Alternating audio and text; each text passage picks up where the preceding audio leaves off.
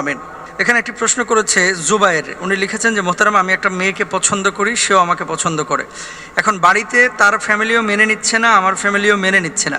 এমতো অবস্থায় পালিয়ে বিয়ে করা বা গোপনে বিয়ে করা আমার জন্য জায়েজ হবে কিনা?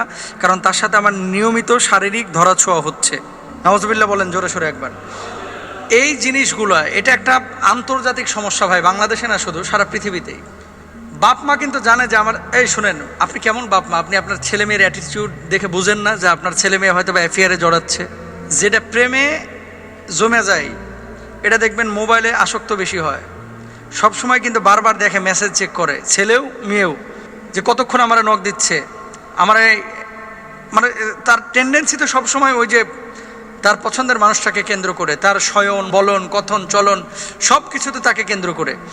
বাপ মা রাত্রিবেলায় দেখে যে ছেলে বা মেয়ে রাত্রি তার বেডরুমে কারোর সাথে কথা বলছে কিনা, এই জিনিসগুলো বা তার শারীরিক পরিবর্তন, এটা দেখে তো বোঝা উচিত যে আমার ছেলে বা মেয়ে কারোর সাথে সম্পর্কে জড়িয়েছে।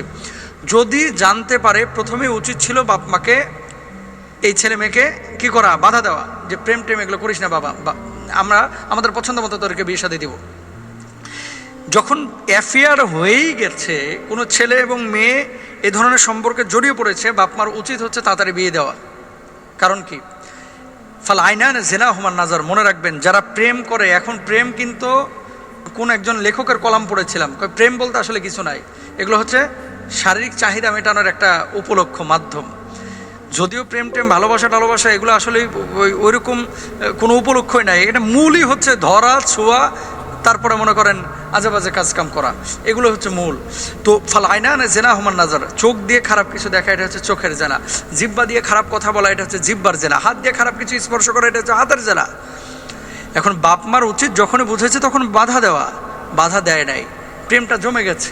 এখন ছেলেমেয়েরা জেনাহের মধ্যে নিয়মিত লিপ্ত হচ্ছে, এমন অবস্থায় বাপ মার উচিত বিয়ে দিয়ে দেওয়া। এখন বাপ মা যদি সেক্ষেত্রে মেনে না নেয় যে আমার এই চৌধুরী বাড়ির সাথে অমুক বাড়ির বিয়ে সাথে আমি মানতে পারবো না, এরকম যদি হয়ে থাকে, ছেলে মেয়ে পালিয়ে বিয়ে করতে পারবে কি না? দুইটা মাসালা। এক নম্বর, ছেলেও অ্যাডাল্ট, মেয়েও অ্যাডাল্ট।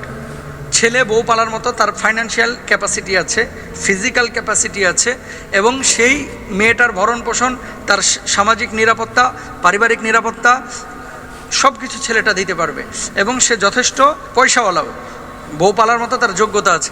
এমন তো অবস্থায় জেনা থেকে বাঁচার জন্য যদি পালায়া বিয়ে করে, কোনো স্কলার বলছেন এই বিয়েটা জায়েজ, কোনো স্কলার বলছেন এই বিয়েটা জায়েজ। কারণ আল্লাহ রাসূল সাল্লাল্লাহু আলাইহি ওয়াসাল্লামের কাছে এক মহিলা এসে বলছে, আল্লাহ নবী, আমার চাচাতো ভাইয়ের সাথে আমার বাপ জোর করে বিয়ে দিচ্ছে, আমি তো তারা পছন্দ করি না।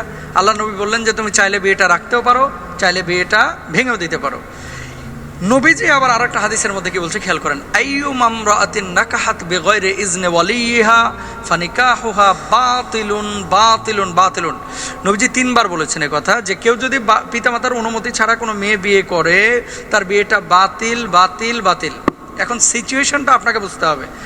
পরে ক্লাস 8-এ প্রেম করে এখনই বিয়ের লাগে পাগল অনেক ছেলেরা আছে, তো বিয়ে করে তুই খাওয়াবি কি? ওই 4 দিন 5 দিন মেলামেশা হবে, তারপরে আর কোনো আসক্তি নাই, পরে যাইব ভাগ্যা পালায়া।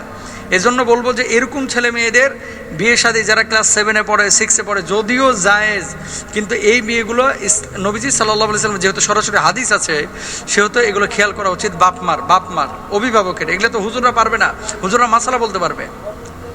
তাহলে এখানে যদি ছেলে এবং মেয়ের যথেষ্ট ক্যাপাসিটি, অ্যাবিলিটি থাকে, এবং নিয়মিত জেনাহের মধ্যে লিপ্ত হয়ে যাওয়ার আশঙ্কা থাকে, অথবা একদিন হলেও জেনাহের মধ্যে লিপ্ত হয়ে যাওয়ার আশঙ্কা থাকে, জেনা থেকে বাঁচার জন্য, চক্ষু হেফাজতের জন্য বাঁচার জন্য, যদি রাষ্ট্রীয় আইন এবং শরীয়তের আইন ফলো করে যদি বিয়ে শাদী করে, এক শ্রেণীর স্কলারদের মতো এটা জায়েজ আছে।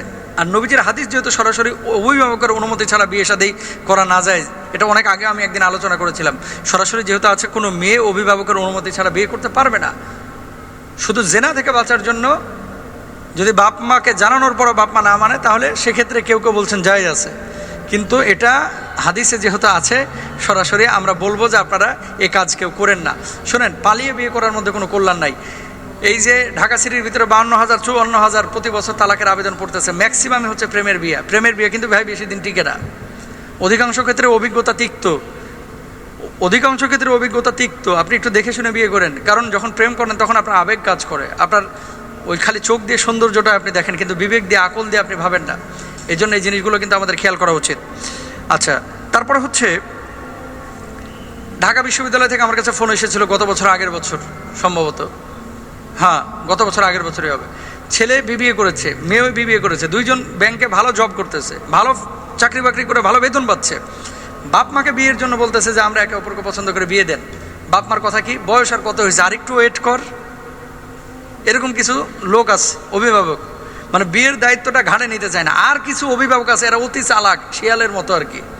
এরা চাই যে ছেলে মেয়ে ভাগ্যে বিয়ে করে ফেলাক, খরচটা বেঁচে যাক। কথা বুঝছেন? এরকম কিছু বাপ মাও আছে। তো সুতরাং এগুলো আমাদের খেয়াল করতে হবে।